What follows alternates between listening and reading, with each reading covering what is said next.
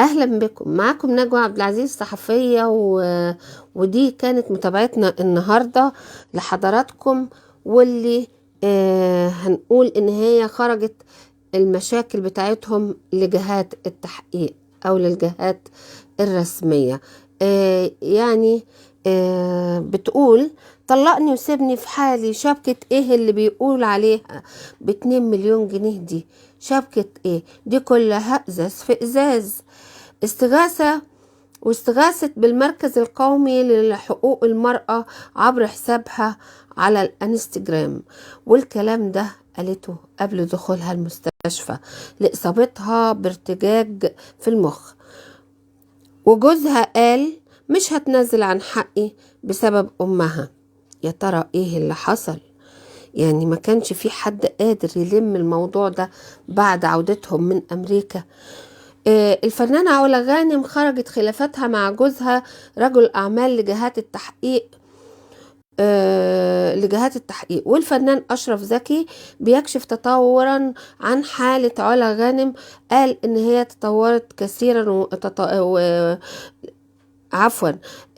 التطورات في قضية علا غانم، ده بعيد عن أشرف زكي، عن الدكتور أشرف زكي. التطورات في قضية علا غانم كتيرة ومتلاحقة في أزمتها مع جوزها رجل أعمال، وتخطوا مرحلة التلاسل لتصل للضرب ودخول علا المستشفى. ليكشف نقيب المهن التمثيلية الدكتور أشرف زكي تفاصيل زيارته للفنانة علا غانم في المستشفى، وقال: هنعرف هو قال ايه بقى اللي جاي ده. هو اللي قال انه علا اتحسنت حالتها، وزرتها النهار، يعني زارها من يومين، ولم يتحدد موعد خروجها من المستشفى، حيث خرجت الفنانة علا غانم من غرفة عمليات العظام بأحد المستشفيات الخاصة بعد خضوعها لعملية جراحية وتركيب شريحة في إصبع يدها اليسرى. وتعاني علا غانم أيضا من ارتجاج في المخ وشرخ في الضلع السادس من القفص الصدري جراء تعرضها للاعتداء بعد نشوب خلافات زوجية بينها وبين جوزها. دلوقتي احنا هنقول بقى ايه اللي حصل. ان اللي حصل دوت لعلا غانم ده بيقولوا ان هي تعرضت للاعتداء. الكلام ده منشور. بيقولوا ان هي تعرضت للاعتداء بعد خلافاتها الزوجية مع جوزها بسبب خلافات يعني شديدة جدا كانت هناك في أمريكا، وبعدين جم هنا. وقال حسب قول بنتها ان علا غانم تعرضت لوعكة صحية خلال الساعات الماضية، وعقب يعني ايام من خلافها مع جوزها، وان هي اتصلت كتبت للمركز القومي للمرأة يعني لتضمن حمايتها من الاعتداء عليها.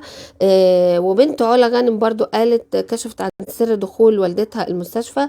قالت: بعد 3 أيام من أزمتها مع جوزها، كشفت كاميليا ابنة الفنانة علا غانم سر دخول والدتها إلى المستشفى بعد تدهور حالتها الصحية عقب الأزمة التي مرت بها مؤخرا. وقالت بنت علا غانم في تصريح صحفي لها انه خلال الايام الماضيه والدتها كانت تعاني من الام مختلفه في جسمها ولم تتحرك من السرير، وكانت تعتقد انها حاله اكتئاب من ازمتها مع جوزها. واشارت كاميليا بنتها ان والدتها في تصريحات صحفيه لبعض المواقع، يعني ان علا غانم والدتها ذهبت للمستشفى وكانت في حالة قيء شديدة، وبعد الفحوصات ثبت انها تعاني من كسور مختلفة في الجسم وارتجاج من وقت سابق، يعني ارتجاج من وقت سابق. وكشفت الفنانة علا غانم في تصريحات صحفية لها لبعض المواقع عن أسرار أزمتها قبل ما تتعب وتدخل المستشفى، طبعا موضحة انها تعرضت للضرب من قبل زوجها وطردها من المنزل بعد علمه بانها رفعت قضية خلع عليه للتخلص من حياتها الزوجية معه. وعلى النقيض من التصريحات اللي قالها محامي جوز الفنانة علا غانم، نفى مقالته تماما المحامي بتاع جوزها، ولفت يعني المحامي بتاع جوزها نفى اللي هي بتقوله. وقال ان زوجها عبد العزيز احضر لها شبكة ب2 مليون جنيه، مؤكدا انها لم تختار شبكتها، وانها يعني علا بقى هي اللي بترد، كانت بترد بتقول انا ما حضرتش تنقية شبكتي يعني، ونفت اللي قاله المحامي، وموجودة معاها حتى الآن. وكشفت علا إن فيلة سقارة تمتلكها من 1999، ومعها ما يثبت ذلك، وإنها ملكها قبل ما تعرف جوزها عبد العزيز، وإنه ما دفع لهاش ولا جنيه واحد في الفيلا، كما ادعوا ان مصروفات الفيلا في الشهر حوالي 30,000 جنيه، وهو لم يقم بدفع جنيه واحد فيهم. وأضافت غانم ان والدتها ليس لها علاقة بخلافاتها مع جوزها عبد العزيز، وان سنها ست كبيرة، وسنها 70 سنة، وحركتها بسيطة جدا، وجسمها ممتلئ، لا تقوى على الحركة أو المشاجرة كما ادعى زوجها. كما قالت باكية على الهوى قبل كده، قبل ما تدخل المستشفى، انها تعرضت لضرب مبرح، ووجدت ناس كتير وفيهم ستات واكتر من 20 شخص جوه البيت، واقتحموا بيتها وسرقوا تليفونها، وتعرضت للتكتيف. وتعرضت للتكتيف، ده اللي قالته هي قبل دخولها المستشفى. وتعرضت للتكتيف بشأن يعني من البلطجية، من قبل البلطجية، بشأن ان جوزها بيقول هي يعني بشأن ادمانها للخمور. قالت انا سيدة مدمنة كما انت تدعي، بتقول لجوزها يعني طلقني وسيبني في حالي. واكدت ابنة الفنانة علا غانم في تصريحات صحفية برضو ان والدتها تلقت نقلت المستشفى بعد ارسالها